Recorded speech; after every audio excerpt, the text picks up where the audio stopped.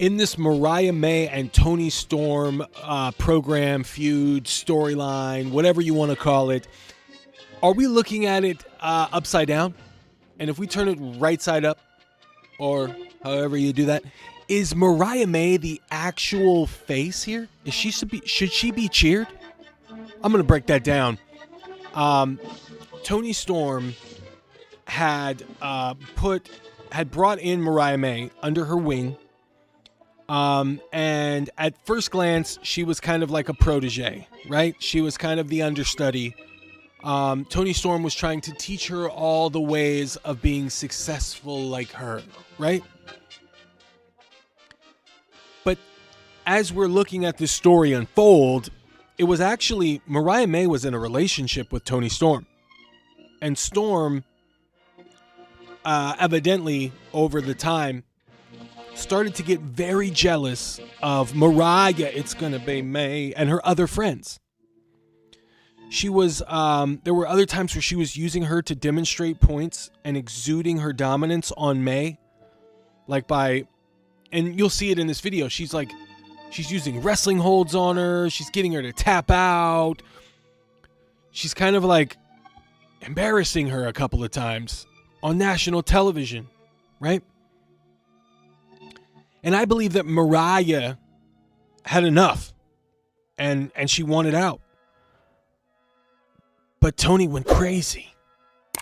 And when Toni Storm went crazy, it caused Mariah to go the way of mirroring Storm to show Storm that she couldn't live like that.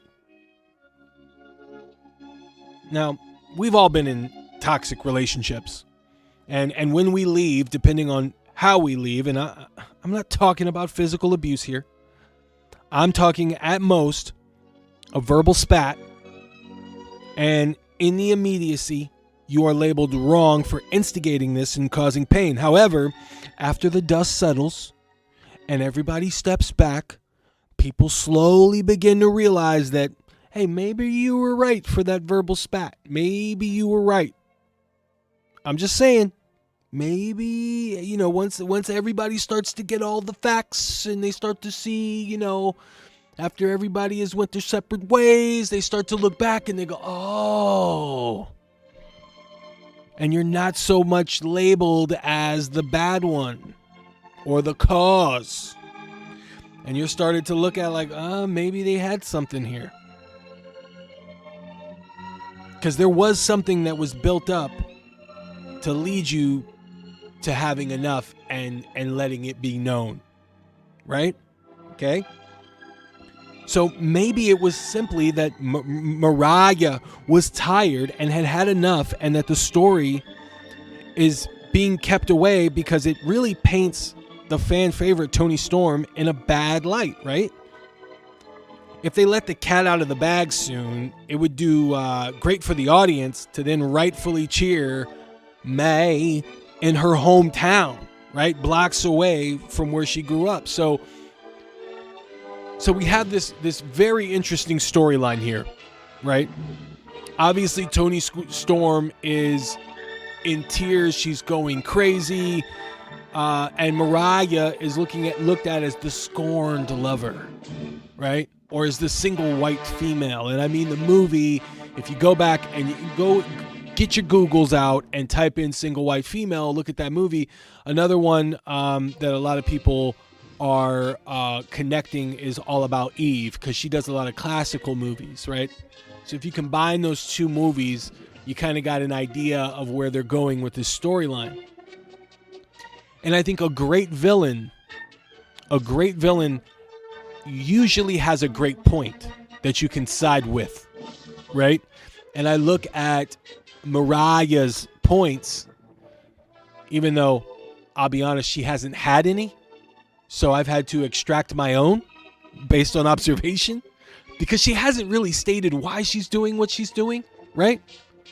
She's just kind of saying, open your eyes, look around. You can, it's obvious what I'm doing, right? Just look what you're doing. It's not that obvious. We have no idea why you decided to attack Toni Storm and beat her to death with a shoe. I have no idea. They haven't been stating that. It's not right there in front of me. So I had to go digging, and now I'm making my my own assumptions, and I am looking at it from the lens of May, and I'm thinking that she's the hero here and that she just had enough. She was in an abusive relationship and she's had enough mentally, you know what I'm saying? So I think that's a perfect story to be to reveal itself right before Mariah May steps foot in her hometown, blocks away from where she grew up, and challenges for the AEW Women's World Heavyweight Championship against her former partner in Toni Storm. I think it would be a great way to do a double turn here. They're not going to do it. They're not going to do it, but it would be a good idea. I think it would go well to telling a very unique story like that, because this is a story that has not been told in professional wrestling as far as I can remember, and it's a first of its kind in my opinion, and it's really intriguing. It is really intriguing because we've heard and seen the stories of the veteran and the young lion, and whatever they call it in Japan. I forget what they call it in Japan. The young, the young rookie that carries the bags for the veteran. And then eventually the young lion has had enough and wants to beat the veteran. It's been in action movies. It's a story that's been told. This is done with that idea, but they take it and they blew it up and they made it something totally different. And it's really intriguing and it's really, really well done. All About Eve, single white female. I get all the movie references, but also it's just a heck of an idea, right? Two people in a weird relationship and one just decides that I no longer want to be with you. I want to become you, right? It's a really fascinating idea. And then to beat the crazy of the other person saying I want to be you, then the person that they want to be then has to become a whole different type of crazy to combat the crazy in front of them. It's such a great wrestling storyline. It's like one of the better AEW storylines I've ever seen. And I think they measured this program in a really good way. It's going to be the most exciting match on the Wembley card, in my opinion, the most anticipated match, at least for me. The brawl and the chemistry between these women has been incredible. And, I think this is going to, when they brawled a few weeks back, it felt like chaos, like someone picking a fight with you at a bar. I'm convinced that this feud does not end in Wembley, though. And it doesn't end with just some basic elbow tie-up. I think the story beats, the huge heel turn, and the recent promos from Storm, I believe the match at All In should have been a match with a stipulation. And I know every Jim Cornette fan was like, what? But look, hear me out here. This is the type of match that deserved to be a brawl, because that's how it should be played out. It should be played out like a fist fight. These women should go out there and really beat the dog snot out of each other. Texas Death, dog collar, last woman standing. That's the type of stipulation that this match warranted, in my opinion. But alas, we're getting a singles match, and I do believe Toni Storm retains here. I just think the story is there. I mean, the real story, if you really want to go a unique way of doing it, Mariah May wins. Maybe Mina Shirakawa comes out, joins up with her. They were together all along. They were playing Toni Storm. They could go that route. I think that'd be interesting as well. I had thought that maybe after they had shown Mina Shirakawa backstage a couple weeks back, that May should have beat her up backstage, and it's like, that's my friend, and look what I did to her.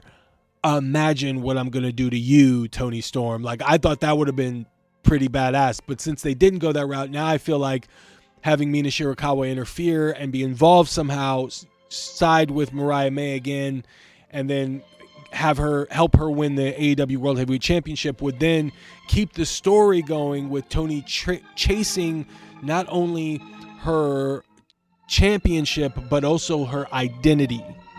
I think that is an interesting story. Don't think they're going to go that route. I think Toni Storm retains here, gets the comeuppance on Mariah May, gets her revenge, her measure of revenge, and then they do something else to follow up and keep this story going, because it's very interesting. Hats off to RJ City. I heard he was responsible in some form or another for the telling of this story.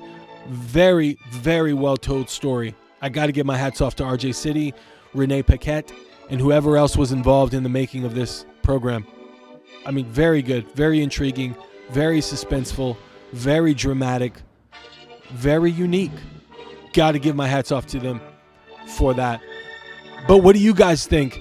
Do you think this match should have warranted a stipulation? What did you think about the idea of maybe Mariah May actually being the face here and Toni Storm being the heel? You guys let me know in the comments. Thumbs up on the way out. And as always, stay tuned for more.